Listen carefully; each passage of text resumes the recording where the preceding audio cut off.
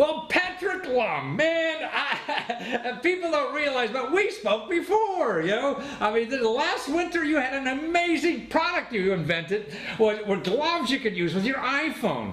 Yeah, and you went on Kickstarter and fundraised like $50,000, $60,000, and you're still in college. And I guess you're debating what the heck to do now, because you have another terrific product. I mean, I could use it. Everybody could use it. It's a wallet that recharges your phone, and it looks like you're going gangbusters on this. You made your quota in, you know, about a week, and it's just phenomenal. But I can't imagine what made you think of going to wallets now after gloves I could see, but rechargeable wallets. Where did that come from? Thanks, Matthew. That's a great question. You know, at first glance, the gloves and the wallets are somewhat related, and they're both leather products. But you know, we decided that our phones and our devices, they're really only as good as their battery lives. Yes. So you know, and my phone kept dying, and we decided that we should do something about this. But something that was so integrated into your life, you'd barely notice it. So here's my phone. It's a little iPhone, and here's the wallet together. And so what we decided to do was basically build a, you know, inside a regular wallet. I see. This is our prototype here. Right. We decided to build, you know, a battery. I see. So there's a flat little battery in that wallet that people can't tell. I see. Right. Huh. Wow.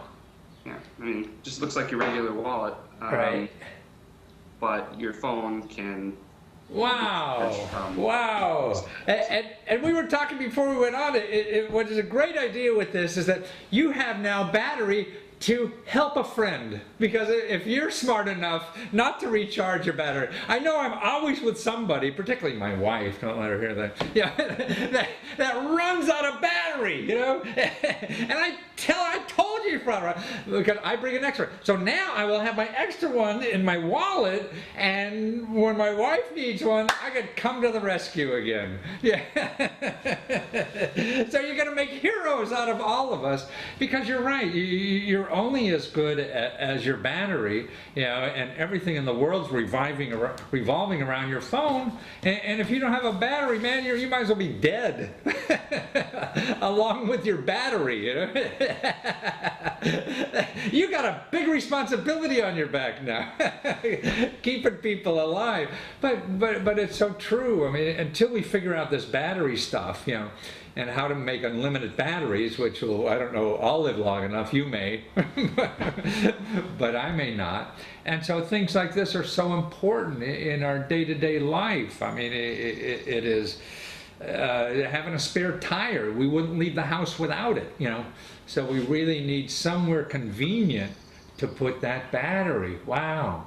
And you know, what's neat, I think about this is that you already had something, you know, that was successful, and God, within a year, you brought another product out that looks just as successful, and it's really, you're building a career for yourself now, aren't you?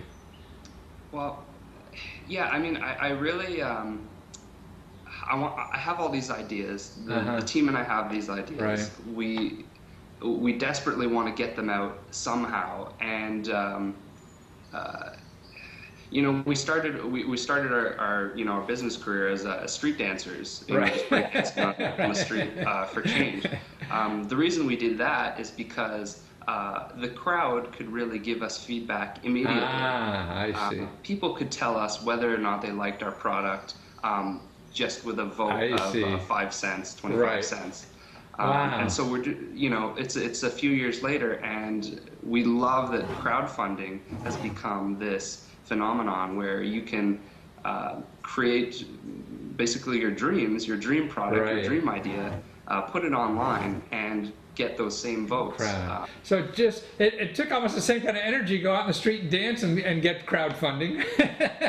Yeah. It's a it's a It's the similar same feeling, and I concept, think yeah. we're really at home there. So. Wow. And so now on the internet, it could be more sophisticated products to go on, and you get immediate reaction or not, and know what to do and how to change it and how to make it better, without hiring a market research team or any of that kind of bullshit. Right. Well, that's I get messages every day now saying, please do this to the wallet. It would be great if it had this. I see. We're just it's so collaborative, and I mean, it's a great space for anyone who has creative ideas looking to kind of. Now, do you ever think of, like, maybe on your own website now, have something set up that accepts that too once your crowdfunding is over? That's what, because I guess people will do it, that's what customer service is supposed to do, but I don't know if they do. I mean, maybe because they're involved in the beginning of the process. You haven't manufactured yet, right? So people feel more involved and can communicate better at that point and maybe influence the product. By the time it's out and you're selling, they can't influence it anymore. Yeah. Right. Yeah. So they can do it. Yeah, our backers have already changed the product. Wow, no kidding. Wow. So after all that hard work, you still didn't think of everything. God damn it, you better stay in school for 2 more years. That's what it means. But yeah, they're most definitely the wisdom of the collective. Right. Will obviously get some of my oversights. I think it's great. Oh, we all are. None of us. We all need help. We're all guessing. We're all struggling. We all have no idea and we're all scared as hell. The problem is nobody admits it. And that's what this is. I think on your Kickstarter site when you go on. By the way, it's easier instead of going to Kickstarter to go to Aeon AEON Attire ATTIRE.com. Attire, AEON attire.com, and then you could tell Patrick what the hell he's doing wrong. Tell him what to do. You want a Dayglow wallet or whatever because you're losing it. No, I mean, people are ingenious, and we're all just not smart enough, to do everything alone, it seems. And that's what's so neat, I think, about the internet. It's just changing and democratizing everything. It's making, I think, entrepreneurs out of the middle class like you. I mean, 10 years ago, you had to be a rich kid to start a business, right? Well, even, on Kickstarter and Indiegogo and other crowdfunding platforms, people who would not ordinarily be doing this, I saw, some children and their parents putting out products, stay-at-home parents putting out products. Wow. Just young, old, traditional factories that work leather. Like it just opens it up wide. And it's how it should be. So. Well, I mean, that's just how we started. We were all craftsmen, I guess in Canada the same way. You guys started like we did. In the first industrial society, weren't big corporations. They're little craftsmen making stuff, And now we're getting back to that because we got a way of funding it. And you're showing us. And you're learning that and you're still in school. You don't have to go out and fall on your butt 100 times to figure it out. You figured it out already. We still have a lot to learn, but it's coming. Yeah. I'm 71 and I feel the same way. And that's the fun part of life. If you knew it all, it'd be boring as hell. You'd never wake up.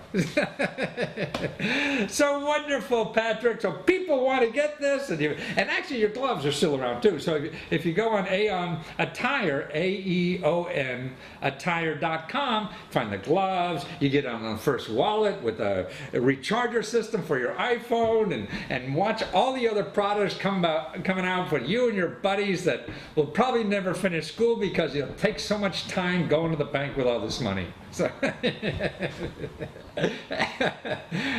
well, thank you so much, Patrick. Fun to see you again, and keep doing what you're doing. You're fun to be around.